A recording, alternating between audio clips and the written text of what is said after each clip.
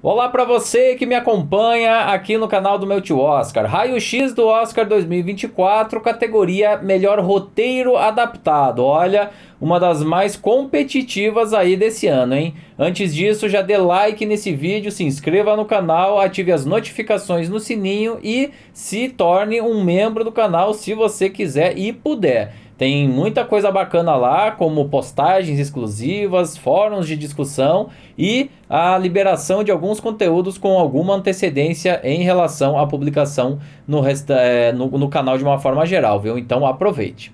Pessoal, categoria de melhor roteiro adaptado. Ela existe desde a primeira edição do Oscar, né? As categorias de roteiro, elas são todas comandadas, né, organizadas pela Junta dos Roteiristas, que é uma das juntas fundadoras da Academia de Artes e Ciências Cinematográficas.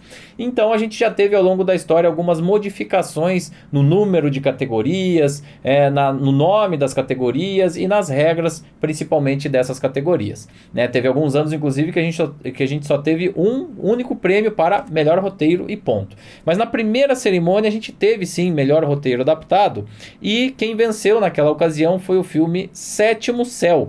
Né? Essa primeira temporada era relativa aos filmes de 1927/1928. Esse ano a gente tem como indicados nessa categoria. Primeiro, ficção americana, que é um roteiro escrito pelo Cord Jefferson, baseado em um livro lançado no ano de 2001 chamado Erasure. Esse é o primeiro roteiro do Cord Jefferson para o cinema. Ele já tinha escrito muito para a televisão. Eu acho que isso fica evidente, inclusive, quando você assiste ao filme, né? Ficção americana, ele tem uma pegada meio de série, né? Para quem está muito acostumado a assistir séries, quando você assiste, você fala assim, poxa, tem uma pegada, um andamento, diálogos muito próximos aí do que é feito nas séries, né? E isso é em função do histórico do Cord Jefferson, então ele já tinha muita experiência com roteiros de televisão e essa é a estreia dele no cinema. Ele também dirige a obra, inclusive, né? Ele não é apenas o roteirista, como também o diretor.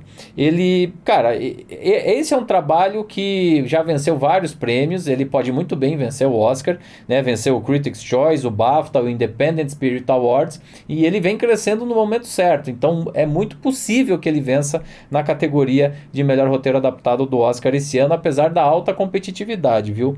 Assim, eu acho que esse roteiro ele traz teses importantes, eu acho que ele tem camadas corajosas, eu acho que ele tem uma certa inventividade na maneira do protagonista ser conduzido através dessa história. No finalzinho a gente tem algumas surpresas aí para o espectador do ponto de vista de linguagem. É um roteiro que estimula reflexões e que está no momento histórico correto. Agora, apesar de gostar de toda essa premissa e admitir que é um texto bem bacana, muito bem desenvolvido, eu não comprei totalmente a realização desse filme e o roteiro tem muito a ver por isso, né? Então, assim, não sei se eu gosto tanto da maneira com que esse protagonista é conduzido pela história, as relações que ele estabelece ao longo do filme. Eu vejo muita gente elogiando demais esse roteiro. Eu acho que ele não é assim tão brilhante, ele é assim bem escrito. Existe uma concretude bem bacana, é um bom primeiro roteiro de cinema, mas eu não vejo essa genialidade toda que alguns outros críticos gostam de apontar. É sim um bom roteiro, mas eu tenho alguns problemas com ele, principalmente pela forma como ele, da metade para o final, encaminha a história, né? Eu acho que ele acaba ficando um pouco sem final, sem tanto sentido, pelo menos para mim. Então não gostei tanto quanto a maioria do pessoal aí vem comentando, tá? Na sequência a gente tem o roteiro de Barbie. Barbie, esse roteiro que foi escrito pela Greta Gerwig e pelo Noah Baumbach, né? Eles são um casal na vida real, né? E que é o roteiro polêmica da temporada, né? Primeiro porque em praticamente todas as cerimônias de premiação ele concorreu como roteiro original e os membros da junta de roteiristas da academia resolveram classificar ele como um roteiro adaptado. Qual foi a justificativa? Apesar da história vista nas telas ser inédita, né? Nunca antes vista em outra situação, todo o universo, né, já tinha, e os personagens já existiam anteriormente, eram pré-existentes, ou seja, já existia, não se criou isso do nada, vamos dizer assim, né? A Barbie já existia, né? Todo aquele universo da Barbie já existia, os personagens e tudo mais. Então você já tinha material inicial para começar a trabalhar, essa foi a justificativa, né? E a gente teve a polêmica também da Greta Gerwig não ter sido indicada como melhor diretora do ano, mas ela foi indicada aqui na categoria de melhor roteiro adaptado. Bom, a Greta Gerwig, ela já foi indicada 2 vezes ao Oscar nessa categoria de melhor roteiro, né? A primeira em 2017 pelo roteiro original de Lady Bird, É Hora de Voar, e depois em 2019 pelo roteiro adaptado de Adoráveis Mulheres. Já o Noah Baumbach, ele foi indicado também 2 vezes, em 2005 pelo roteiro original de A Lula e a Baleia e em 2019 pelo roteiro original de História de um Casamento. Eu acho que são dois cineastas muito competentes, muito bons. Greta Gerwig é um pouco mais jovem, mas já demonstra aí ser uma das queridinhas aí dessa nova geração. Ela vem se superando cada vez mais. Eu acho que o desafio de se fazer Barbie era muito alto e ela fez muito bem feito. E parte disso se deve sim ao roteiro, tá, gente? Imagina quais foram as pressões pelas quais a Greta Gerwig e o Noah Baumbach passaram na hora de construir esse roteiro. Né, a pressão da Mattel, que é a fabricante do brinquedo, a pressão do estúdio, que colocou um caminhão de dinheiro não só na produção, como também depois no marketing do filme, a pressão dos fãs da Barbie, a pressão da sociedade organizada, que tinha críticas em relação à boneca, a pressão dos executivos, que precisavam ter um produto bom para ser vendido. Então, assim, foi muito difícil, imagino eu, construir esse roteiro, que é ao mesmo tempo uma homenagem à boneca, uma visão crítica de várias questões que sempre foram lançadas em torno do brinquedo, é reflexivo em relação a vários temas que são colocados ao longo aí da narrativa, ele tem várias questões sociais que são abordadas aí ao longo dele, né? E ao mesmo tempo ele é multigênero, né? Porque você tem um pouquinho de drama, ele é uma comédia, né, por assim dizer, mas você tem um pouquinho do fantástico, né, daquele mundo de fantasia, e é divertido também, é musical, né, a gente tem as músicas também ajudando a contar essa história. Então, assim, não é simplório você construir uma obra como essa com todas essas pressões. Então, esse roteiro ele tem que ser exaltado por isso, né? Não é um roteiro brilhante, não é Shakespeare, obviamente, em termos de linguagem, em termos de proposta estética e nada disso, mas se a gente levar em conta todas as pressões e tudo o que estava em torno aí desse casal na hora de construir esse roteiro, é realmente um desafio muito alto. Então tá mais do que justa a indicação aqui nessa categoria, tá? Na sequência, a gente tem o roteiro de Oppenheimer, o filme mais indicado da noite, que foi escrito pelo diretor Christopher Nolan, que também é diretor do filme, obviamente. Ele foi adaptado do livro, American Prometheus, que foi lançado em 2005 e é uma biografia do próprio Oppenheimer, né? O Christopher Nolan já foi indicado 2 vezes ao Oscar nas categorias de roteiro, em 2001 pelo roteiro original de Amnésia, que na verdade foi o filme que lançou ele aí, né, para o mundo dos cinéfilos e dos críticos de cinema, e depois em 2010 pelo roteiro original de A Origem. Bom, eu acho que aqui o maior desafio foi você adaptar uma biografia num filme que fosse palpável para o espectador, principalmente em relação ao fluxo de consciência do nosso protagonista, né?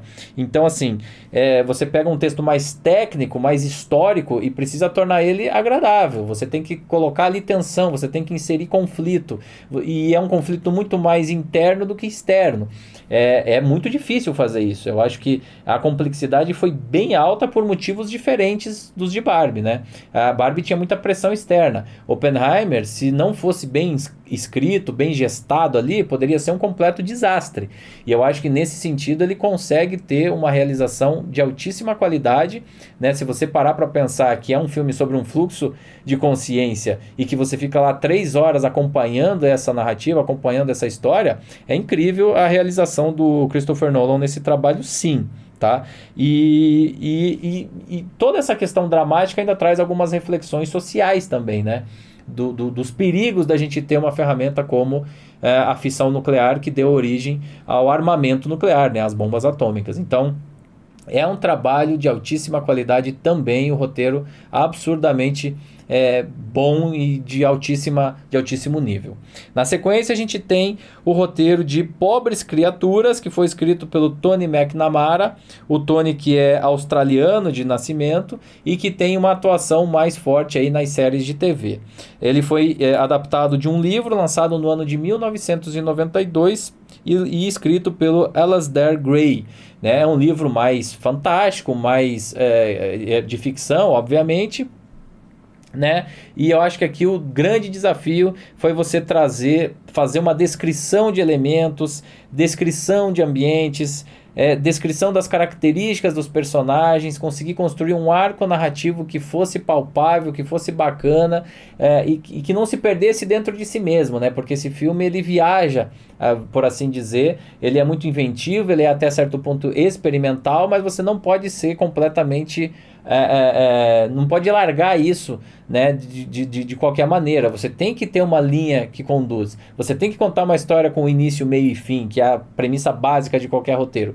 E então, assim, mesmo você indo lá na Lua, você tem que voltar. E nesse caso aqui, o filme é absolutamente incrível nesse sentido, na evolução dessa nossa protagonista. Eu gosto bastante. O Tony McNamara, ele foi indicado já ao Oscar uma vez, no ano de 2018, pelo filme A Favorita, também dirigido pelo Yorgos Lanthimos, que é o diretor aqui de Pobres Criaturas. Então, assim, o desafio aqui não foi tanto a pressão externa ou o fluxo de consciência. Não, já tinha uma história, é uma história de ficção, é você conseguir tornar isso palpável dentro do tempo, né, que está compreendido aí do longa-metragem, e fazer disso uma história aprazível, mesmo que você tenha aí momentos mais experimentais. Eu gosto muito, muito do resultado e boa parte disso se deve ao roteiro. E finalmente a gente tem indicado o roteiro do filme Zona de Interesse, filme britânico, mas falado totalmente em alemão, escrito aí pelo Jonathan Glazer, que também é o diretor do filme. Ele é baseado em um livro escrito no ano de 2014, de mesmo título aí, né, o The Zone of Interest. Mas nesse caso o roteiro ele não é tão fiel ao livro em si, tá? O roteirista e diretor ele tomou várias liberdades para trazer essa história para as telas. Então, óbvio que é um roteiro adaptado, justamente porque vem do livro, mas o diretor ele escolheu dar a sua cara, a sua versão sobre aquela história, sobre aquela família do comandante nazista, né, e a forma como eles coabitavam ali ao lado dos campos de concentração, ao lado de Auschwitz, onde milhares de pessoas foram mortas ali covardemente durante a Segunda Guerra Mundial. Então, assim, é a primeira indicação do Jonathan Glazer.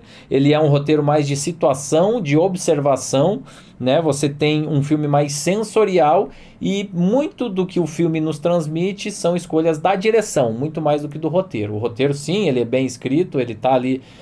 Ele é um roteiro que não tem sobras, né? Então você consegue absorver muito bem o filme. O filme ele é fácil de perceber a estrutura dele. Não é um filme fácil, obviamente, o filme é muito pesado, mas a estrutura do roteiro é muito fácil, né? Tem uma linha simples de fácil entendimento e os grandes méritos dele não estão tanto no roteiro, até porque esse roteiro ele não é ipsis literis o livro em si.